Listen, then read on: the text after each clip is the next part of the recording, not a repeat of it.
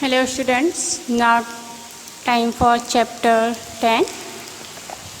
So this is chapter 10, the verb.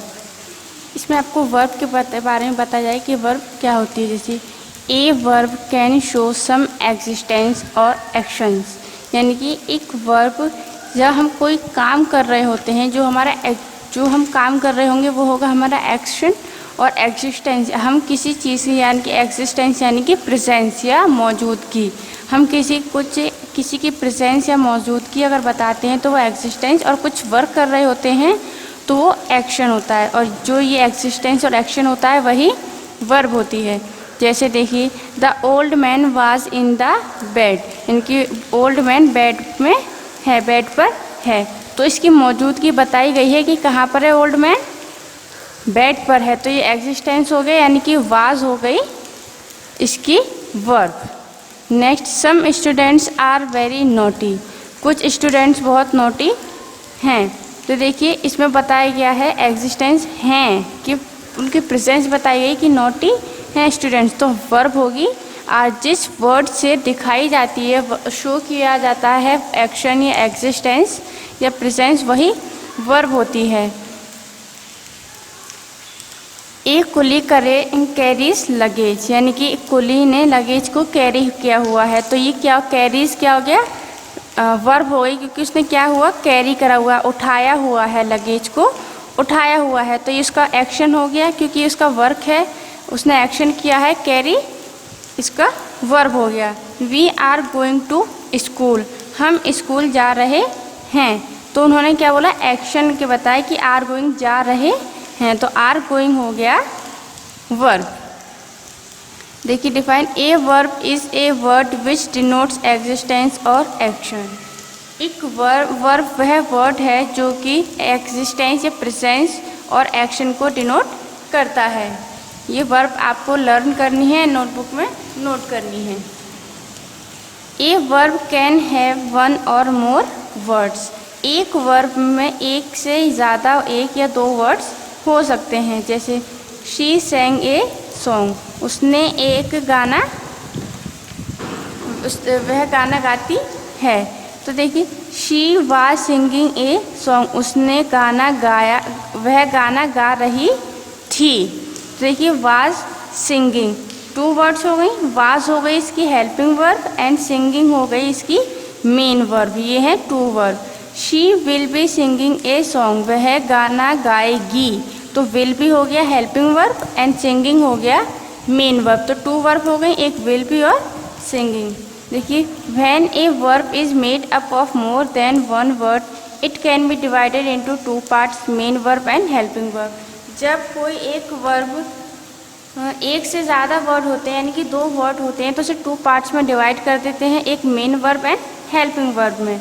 जो देखिए main verb क्या होगी, जो काम हम कर रहे होते हैं वो होगी मेन वर्ब, और हेल्पिंग वर्ब होगी जैसे was, were, will be, shall be, is, are, am, ये सब है जो हेल्पिंग वर्ब, ये सब हो जाएंगी हेल्पिंग वर्ब। देखिए द रेफ्रिजरेटर फ्रीज आइस, इसमें देखिए ई एस लगा हुआ है, यानी कि प्रेजेंट टेंस है, सिंपल प्रेजेंट टेंस है ये, क्योंकि यहाँ पर एस लगा हुआ है तो ये एक ही वर्ब होगी इसमें, यही इसकी मेन वर्ब होगी।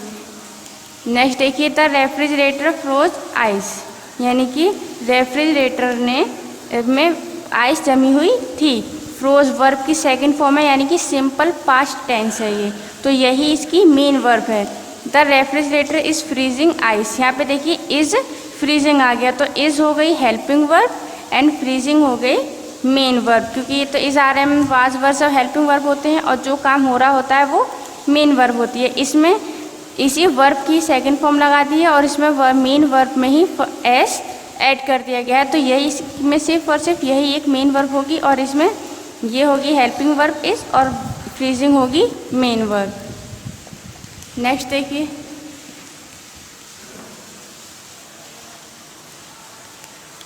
The refrigerator will freeze ice, देखिए यहाँ पर आ गया विल हो helping verb and freeze main verb हो गई। The refrigerator has frozen ice, देखिए हैज़ फ्रोजन आ गया, तो हैज़ हेल्पिंग वर्ब हो गई एंड फ्रोजन मेन वर्ब हो गई। The refrigerator will be freezing ice. देखिए विल भी आ गया, यानी कि विल भी हो गया helping verb and freezing main verb.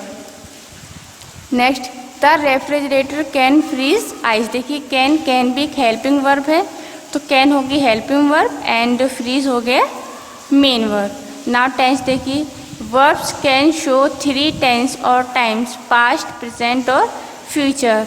जो टेंस है वो 3 टाइप्स के होते हैं, past tense, present tense and future tense. देखिए पास्ट टेंस वो होंगे जो समय बीत चुका है, प्रेजेंट जो चल रहा है, फ्यूचर जो आने वाला है।